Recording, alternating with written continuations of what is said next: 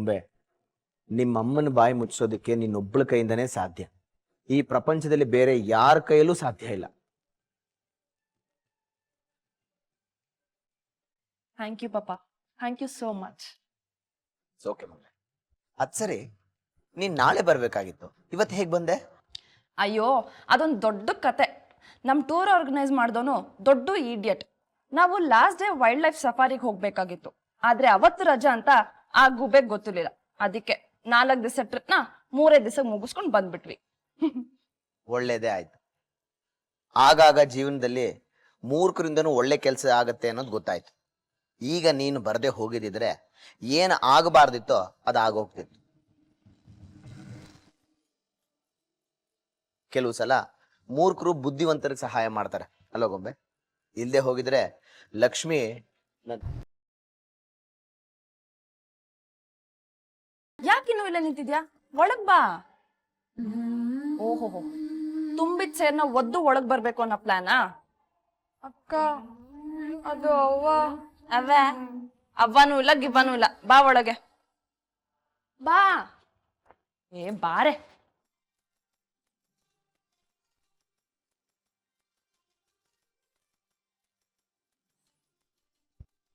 ಈ ಟ್ರಿಪ್ಪು ಬೇಡ, ಈ ಆಯಾಸನೂ ಬೇಡ. ಅಕ್ಕ, ನಿನ್ಗೆ ಆಯಾಸ ಆಗದೆ ನೀನೋಗಿ ಮುಖ ತೊಳ್ಕೊಂಬ. ಅಷ್ಟ್ರಾಗ ನಾನು ಜ್ಯೂಸ್ ತಂದು ಕೊಡ್ತೀನಿ.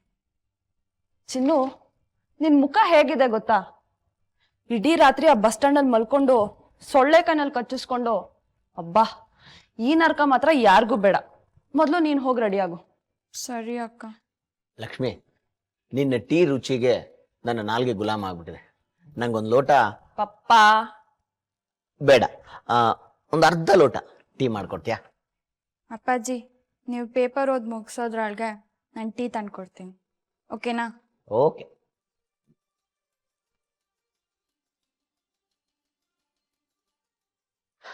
ಗೊಂಬೆ, ನೀನ್ ಬರೋದೊಂದು ಸ್ವಲ್ಪ ಲೇಟ್ ಆಗಿದ್ರು ಲಕ್ಷ್ಮಿ ಮನೆ ಬಿಟ್ಟು ಹೊರಟೋಗ್ಬಿಡ್ತಾ ಇದ್ಲು. ಈಗಾಗ್ಲೇ ಒಂದ್ಸತಿ ನನ್ನ ತಂಗಿನ ಕಳ್ಕೊಂಡಿದ್ದೀನಿ ಪಪ್ಪ. ದೇವ್ರು 2 ಕೈನಲ್ಲಿ ಕಿತ್ಕೊಂಡು ಬಲ್ಗೈ ಕೊಟ್ಟಿದ್ದಾನೆ. ಮತ್ತೆ ಈ ತಂಗಿನ ಕಳ್ಕೊಳ್ಳೋದಿಕ್ಕೆ ನಾನು ತಯಾರಿಲ್ಲ. ಸರಿ, ನಾನು ಹೋಗ್ಬಿಟ್ಟು ಫ್ರೆಶ್ ಆಗ್ತೀನಿ.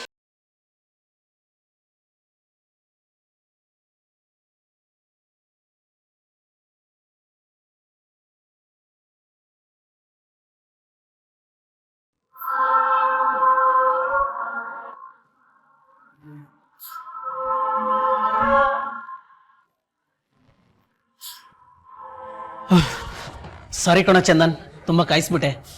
ಅದು ಅಮ್ಮನಿಗೆ ಕಷಾಯ ಮಾಡ್ಕೊಟ್ಟು ಬರೋ ಅಷ್ಟರಲ್ಲಿ ಇಷ್ಟೊತ್ತಾಗೋಯ್ತು.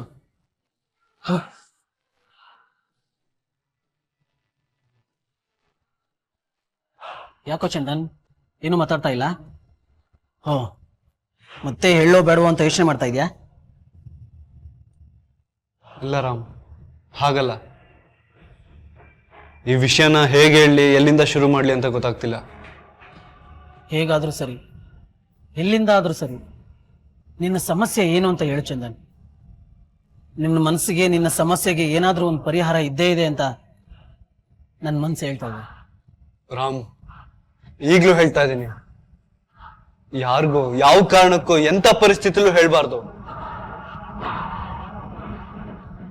ನೀನ್ ಋಣ ನನ್ನ ಮೇಲೆ ಇರೋವರೆಗೂ ನೀನು ಹೇಳೋದನ್ನ ನಾನು ಯಾರಿಗೂ ಹೇಳಲ್ಲ ಚಂದನ್. ನಿನಗೆ ನೆನ್ಪಿದ್ಯಾ ರಾಮ್, ಅಮ್ಮಂಗೆ ಹುಷಾರಿಲ್ದೇ ಇರ್ಬೇಕಾದ್ರೆ ಹರಕೆ ತೀರ್ಸಕ್ಕೆ ಅಂತ ಅಮ್ಮನ ಬದಲು ನಾನು ದೇವಸ್ಥಾನಕ್ಕೆ ಹೋಗಿದ್ದೆ. ಗೊತ್ತಿದೆ, ನೆನಪಿದೆ. ಹೋಗಲ್ಲ ಹೋಗಲ್ಲ ಅಂತಿದ್ದವನು ಗೋಳಾಡ್ಕೊಂಡು ಹೋದಿಲ್ಲ. ಹೋಗ್ಬಾರ್ದಿತ್ತು ರಾಮ್, ನಾನು ಅಲ್ಲಿಗೆ ಹೋಗ್ಲೇಬಾರ್ದಾಗಿತ್ತು. ತಪ್ಪಾಯ್ತು. ನನ್ನ ಜೀವನದಲ್ಲಿ ನಾನು ಮಾಡಿದ ಮೊದಲನೇ ದೊಡ್ಡ ತಪ್ಪದು. ಯಾಕೆ? ದೇವಸ್ಥಾನದಲ್ಲಿ ಏನಾಯ್ತು?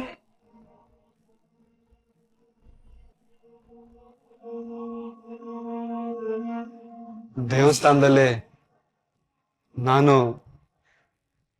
ಒಂದು ಹುಡುಗಿಗೆ ತಾಳಿ ಕಟ್ಬಿಟ್ಟೆರ.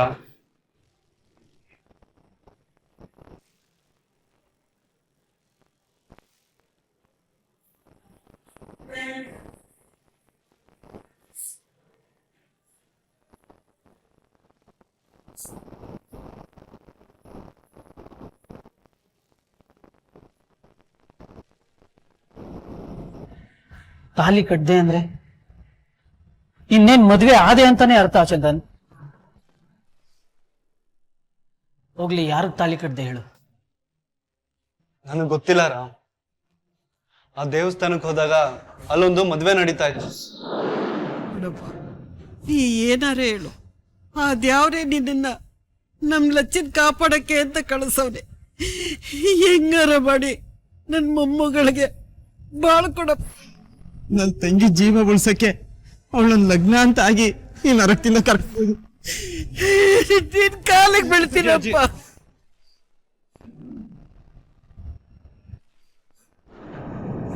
ಒಂದ್ ಹುಡುಗಿಗೆ ಅವಳ ಸೋದ್ರ ಮಾವನ್ ಜೊತೆನೆ ಮದ್ವೆ. ಆ ಹುಡುಗಿಗೆ ಆ ಮದ್ವೆ ಇಷ್ಟ ಇರ್ಲಿಲ್ಲ, ಯಾಕಂದ್ರೆ ಇನ್ನೊಂದ್ ಯಾವ್ದೋ ಹುಡುಗನ್ ಜೊತೆ ಮುಂಚೆನೆ ಮದ್ವೆ ಗೊತ್ತಾಗಿತ್ತು. ಆದ್ರೆ ಅಲ್ಲಿ ಹೋದ್ಮೇಲೆ ಗೊತ್ತಾಯ್ತು ಆ ಹುಡುಗ ನಾನೇ ಅಂತ. ಅಲ್ಲಿ ಜನಗಳ ಒತ್ತಾಯ, ಅವಳ ಪರಿಸ್ಥಿತಿ, ಆ ಸನ್ನಿವೇಶಗಳಿಂದ ನಾನು ತಾಲಿ ಕಟ್ಬೇಕಾಗಿ ಬಂತು. ಇಲ್ಲ ಚಂದನ್, ನಿನ್ ಮಾತು ನಾನು ನಂಬೋಕ್ ಆಗ್ತಾ ಇಲ್ಲ. ಅಲ್ಲ, ಯಾರೋ ಏನೋ ಹೇಳಿದ್ರು ಅನ್ಬಿಟ್ಟು ಗೊತ್ತಿಲ್ದೇ ಇರೋ ಹುಡುಗಿಗೆ ತಾಲಿ ಕಟ್ಟೋದು ತಪ್ಪಲ್ವೇನೋ? ನನಗೆ ಗೊತ್ತಿಲ್ಲ ರಾಮ್, ನಿಜವಾಗ್ಲೂ ನಾನು ಯಾಕೆ ಹಾಗೆ ಮಾಡಿದೆ ಅಂತ ನನಗೆ ಗೊತ್ತಿಲ್ಲ. ಆ ಹುಡುಗಿ ಬಾಳ್ ಹಾಳಾಗ್ಬಾರ್ದು, ಆ ಹುಡುಗಿ ಜೀವನಕ್ಕೆ ಒಂದ್ ದಾರಿ ತೋರಿಸ್ಬೇಕು ಅಂತ ಮಾಡ್ದೆ. ನನ್ನಿಂದಾದ್ರೂ ಆ ಹುಡುಗಿ ಒಳ್ಳೇದಾಗ್ಲಿ ಅಂತ ತಾಳಿ ಕಟ್ಬಿಟ್ಟೆ ರಾಮ್. ಯಾರ್ದೋ ಜೀವನ ಉದ್ಧಾರ ಮಾಡೋದಕ್ಕೆ ಹೋಗಿ ನಿನ್ ಜೀವನ ಹಾಳು ಮಾಡ್ಕೊಂಡಲ್ಲ ಚಂದನ್. ಏನೋ ಮಾಡಕ್ ಹೋದೆ, ಅದ್ ಏನೇನೋ ಆಯ್ತು. ಸರಿ, ಆ ಹುಡುಗಿ ಯಾರು? ಈಗ ಎಲ್ಲಿದ್ದಾಳೆ? ಗೊತ್ತಿಲ್ಲ ರಾಮ್.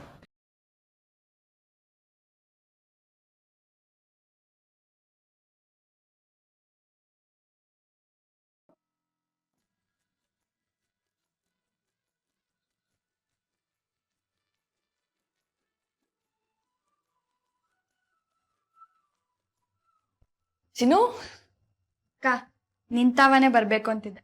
Thank you. ನೀನ್ ಟೀ ಕುಡ್ದ್ಯಾ? ಇಲ್ಲ ಅಕ್ಕ, ಈಗ ತಾನೇ ಅಪ್ಪಾಜಿಗೆ ಟೀ ಕೊಟ್ಟು ಬಂದೆ. ಅವಂಗೂ ಕೊಟ್ಮ್ಯಾಕೆ ನಾನು ಕುಡಿದೆ. ಅಮ್ಮಂಗ? ಅಮ್ಮಂಗೆ ನಿನ್ ಮೇಲೆ ತುಂಬಾ ಕೋಪ ಬಂದಿದೆ. ಅಮ್ಮನ್ ಕೋಪ ಕಡಿಮೆ ಆಗೋವರೆಗೂ ಅವಳ ಕಣ್ಣಗ್ ಸುಳಿಬೇಡ, ಅರ್ಥ ಆಯ್ತಾ? ಅವಂಗೆ ಕೋಪ ಬಂದದೆ ಅಂತ ನಂಗೆ ಗೊತ್ತು, ಅದಕ್ಕೆ ನಾನೇ ಕಾರಣ ಅಂತನೂ ಗೊತ್ತು.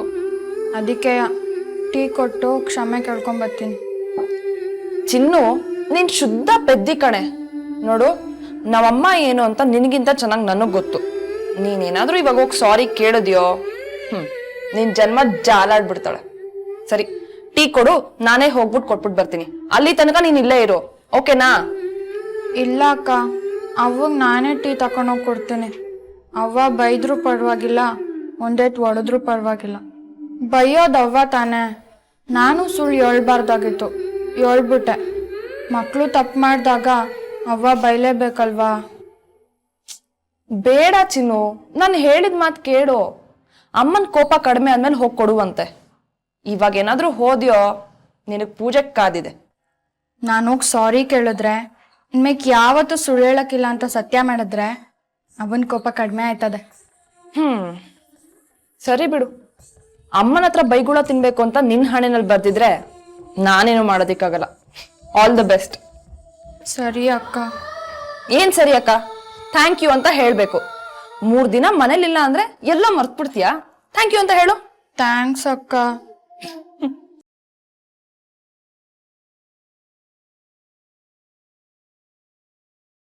ಶ್ರುತಿ ಜೊತೆ ಫೋನಲ್ಲಿ ಮಾತಾಡ್ ಬರೋಷ್ರಲ್ಲಿ ಅವಳಲ್ಲಿಂದ ಹೊರಟೋಗಿದ್ಲು ರಾಮ್. ಎಲ್ಲಿಗೆ ಹೋದ್ಲು, ಯಾಕೆ ಹೋದ್ಲು ಒಂದು ನನಗೆ ಗೊತ್ತಿಲ್ಲ. ನಾನು ಅದಾದ್ಮೇಲೆ ಹುಡುಕ್ದೆ, ತುಂಬಾನೇ ಹುಡುಕ್ದೆ, ಬಟ್ ಸಿಕ್ಲಿಲ್ಲ. ಅವತ್ತಿಂದ ಇವತ್ತಿನ ತನಕ ನರಕ. ಒಂದೇ ಒಂದಿನನೂ ನಿದ್ದೆ ಮಾಡಿಲ್ಲ, ನೆಮ್ಮದಿ ಆಗಿಲ್ಲ. ಇದನ್ನೆಲ್ಲ ಯಾರ ಹತ್ರ ಹೇಳ್ಕೊಳ್ಳಿ ರಾಮ್?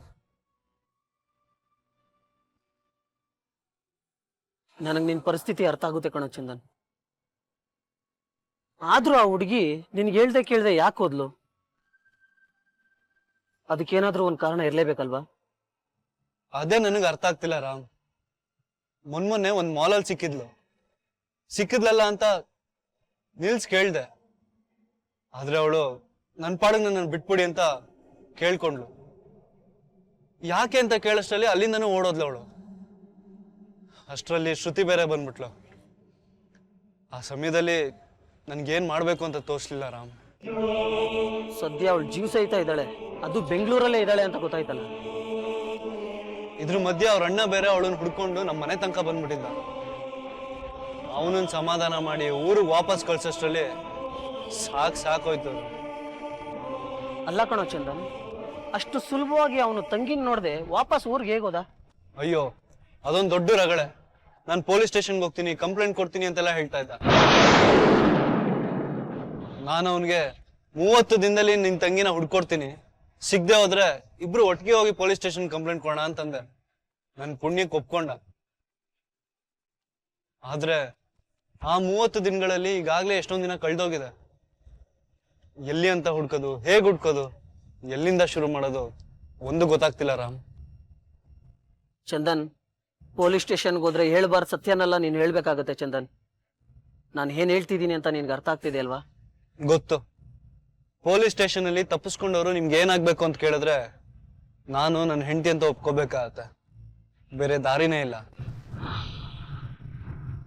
ಒಂದು ಸಲ ನಿಜ ಹೇಳಿದ್ಮೇಲೆ ಅಷ್ಟೇ ನನ್ನ ಜೀವನ ಸರ್ವನಾಶ ಆದ ಹಾಗೆ. ನೆಮ್ಮದಿಯಾಗಿದ್ದ ನಾನೇ ನನ್ನ ಕೈಯಾರ ನನ್ನ ಜೀವನ ಹಾಳು ಮಾಡ್ಕೊಂಡೆ. ಯಾವ ತಪ್ಪು ಮಾಡದೇ ಇರೋ ನಾನು ಶಿಕ್ಷೆ ಅನುಭವಿಸ್ತಾ ಇದ್ದೀನಿ. ಕಷ್ಟದಲ್ಲಿರೋರ್ಗೆ ಸಹಾಯ ಮಾಡಕ್ ಹೋಗಿ ನೀನೇ ಕಷ್ಟದಲ್ಲಿ ಸಿಗಾಕೊಂಡಲ್ಲ ಚಂದನ್.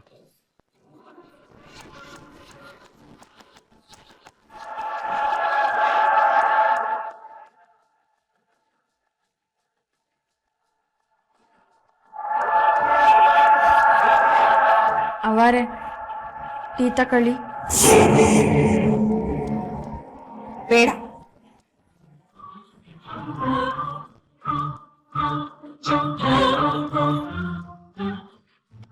ಅವ್ವ, ನಾನು ನಿಜವಾಗ್ಲೂ ತಪ್ಪು ಮಾಡೀವಿ. ಇದು ಒಂದ್ಕಿತ ನನಗೆ ಕ್ಷಮಿಸ್ಬಿಡವ. ದ್ಯಾವ್ರಾಣೆಗೂ ಇನ್ಮೇಲೆ ಯಾವತ್ತೂ ನಾನು ತಪ್ಪು ಮಾಡೋಕ್ಕಿಲ್ಲ. ನಾನು ಕ್ಷಮಿಸಿ ಏನಾಗಬೇಕಾಗಿದೆ? ನಿನಗೆ ಅದರ ಅಗತ್ಯ ಇಲ್ಲ. ಗೊಂಬೆ ಎಲ್ಲಿವರೆಗೂ ನಿನ್ನ ಕಾಪಾಡ್ತಾಳೋ, ಎಲ್ಲಿವರೆಗೂ ನಿನ್ ಪರ ಇರ್ತಾಳೋ, ಅಲ್ಲಿವರೆಗೂ ನೀನ್ ಈ ಮನೇಲಿ ಸಂತೋಷವಾಗಿ ನೆಮ್ಮದಿಯಾಗಿರಬಹುದು. ಅವರೇ, ನೀವು ಕೋಪ ಮಾಡ್ಕೊಂಡಿದ್ದೀರಿ, ನಾನು ಹೆಂಗೆ ಆರಾಮಾಗಿರೋಕ್ಕಾಯ್ತದೆ? ತಪ್ಪಾಯ್ತು ಅವರೇ, ನಂಗೆ ಗೊತ್ತು ನಾನು ತಪ್ಪು ಮಾಡೀವ್ನಿ ಅಂತ. ಬೇಕಾದ್ರೆ ನಾನು 100 ಸಲ ಸಾರಿ ಕೇಳ್ತೀನಿ. ಟೀ ಕುಡಿಯೋಕ್ಕಿಲ್ಲ ಅಂತ ಮಾತ್ರ ಅನ್ಬೇಡಿ ಅವರೇ.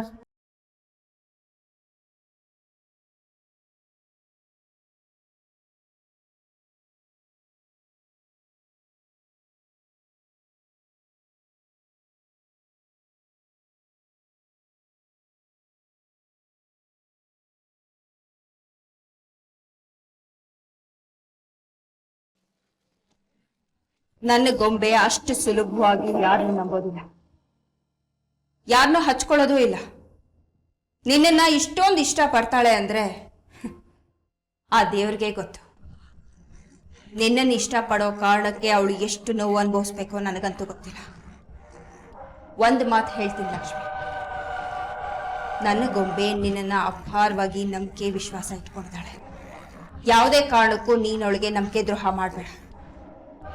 ನಿನ್ನಿಂದ ಅವಳಿಗೆ ಏನಾದರೂ ಮನ್ಸಿಗೆ ನೋವಾಯಿತು ಅಂತ ನನಗೆ ಗೊತ್ತಾದ್ರೆ ನಾನು ಮಾತ್ರ ನಿನ್ನ ಸುಮ್ಮನೆ ಬಿಡೋದಿಲ್ಲ. ನನ್ನ ಗೊಂಬೆನ ನಾನು ಅತಿಯಾಗಿ ಪ್ರೀತಿಸ್ತೀನಿ, ಅದು ನಿನಗೆ ನೆನಪಿರ್ಲಿ.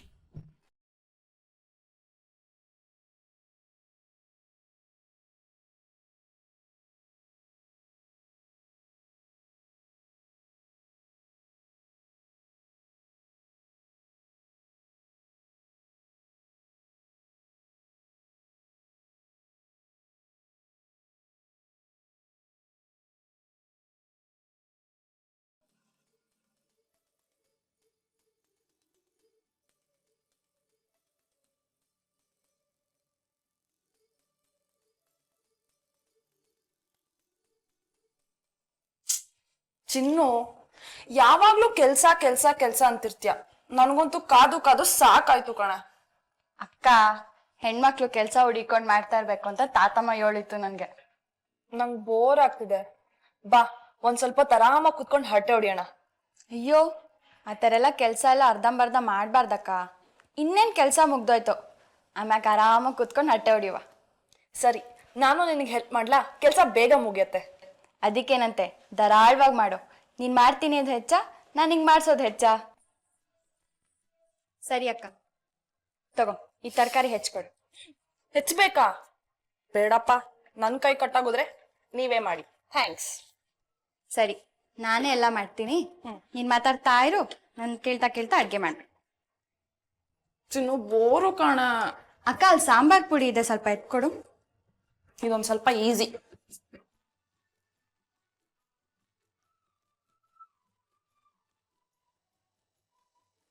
ಅಲ್ಲೇ ಇದೆ ನೋಡಕ್ಕ. ತಗೋ.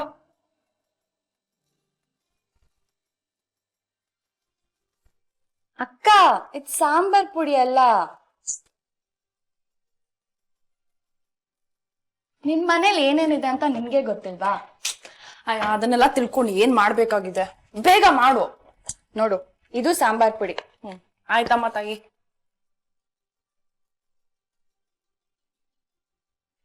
ಇನ್ನು ಎಷ್ಟೊತ್ತೆ? ಇನ್ ಸ್ವಲ್ಪ ಹೊತ್ತಕ್ಕ ಮುಗ್ದೋಗುತ್ತೆ.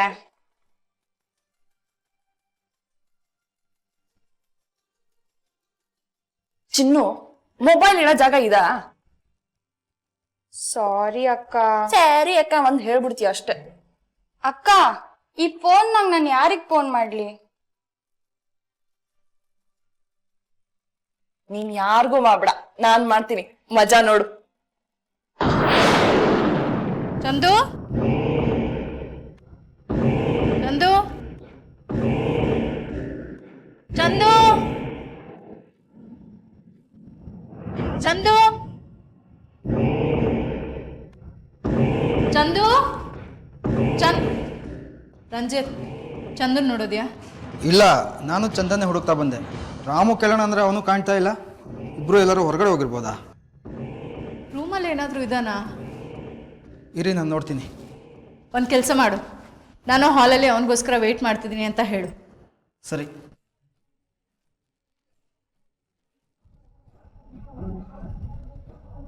ಚಂದನ್, ಚಂದು, ಚಂದನ್. ಏನ್ ಬೇಕಿತ್ತು ರಂಜಿತ್? ಚಂದನ್ ಹುಡುಕ್ತಾ ಬಂದೆ. ಕುಮುದ ಅವರು ಅರ್ಜೆಂಟ್ ಕೆಲಸ ಇದೆ ಕರೆಯಿಂದ್ರು, ಅದಕ್ಕೆ ಬಂದೆ.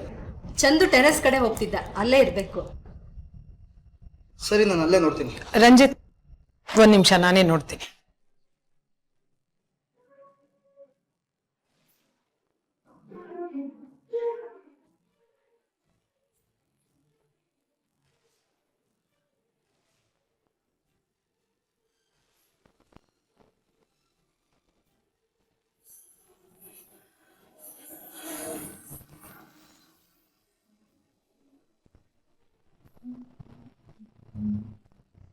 ನಿನ್ಗೇನ್ ಹೇಳ್ಬೇಕು ಅಂತಾನೆ ಅರ್ಥ ಆಗ್ತಾ ಇಲ್ಲ ಕಣೋ ಚಂದನ್. ಆ ಹುಡ್ಗಿ ಫೋಟೋನಾದ್ರೂ ಇದೆಯಾ? ಇಲ್ಲ ರಾಮ್. ಕಡೆ ಪಕ್ಷ ಫೋಟೋನಾದ್ರೂ ಇದ್ದಿದ್ರೆ ನಾನ್ ಬೀದಿ ಬೀದಿ ಸುತ್ತಿನಾದ್ರೂ ಹುಡುಕ್ತಾ ಇದೆ ಕಣೋ.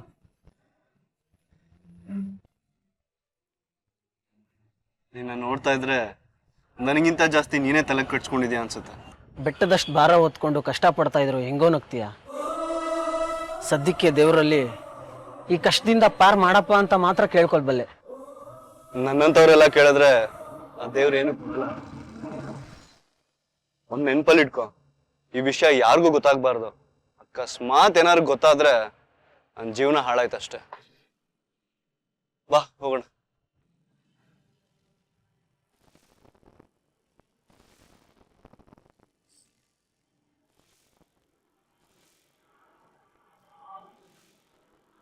Stop.